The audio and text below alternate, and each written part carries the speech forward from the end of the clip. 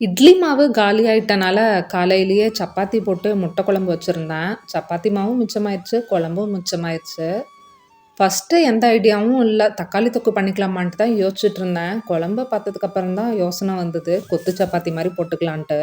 கொத்து சப்பாத்தி சாப்பிட்டும் ரொம்ப நாள் ஆச்சு. சரி ஓகே இன்னைக்கு டின்னருக்கு கொத்து சப்பாத்தியே ரெடி பண்ணிரலான்ட்டு செய்ய ஆரம்பிச்சுட்டேன். வேலைலாம் செஞ்சுட்டு இருக்கும்போது இந்த நடுவுல கொஞ்ச நேரம் அப்படியே ரிலாக்ஸ் பண்ணலான்ட்டு ரீல்ஸ் பார்க்க போனா அவ்வளோதான். டைம் போகுது போகுது 2 மணி நேரம், 3 மணி நேரம் கூட ஆயிருது. அப்புறமா அதிலேயே ஒரு ரீல்ஸ் வந்தது.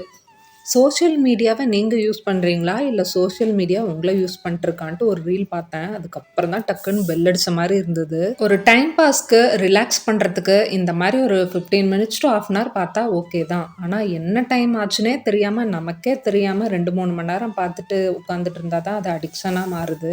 நெக்ஸ்ட் இயர் ரெசல்யூஷனா எது இருக்கோ இல்லையோ, இந்த ஃபர்ஸ்ட்டு மொபைல் அடிக்ஷன்லேருந்து வெளியில வரணும்னு நெனைக்கிறேன். பார்ப்போம்.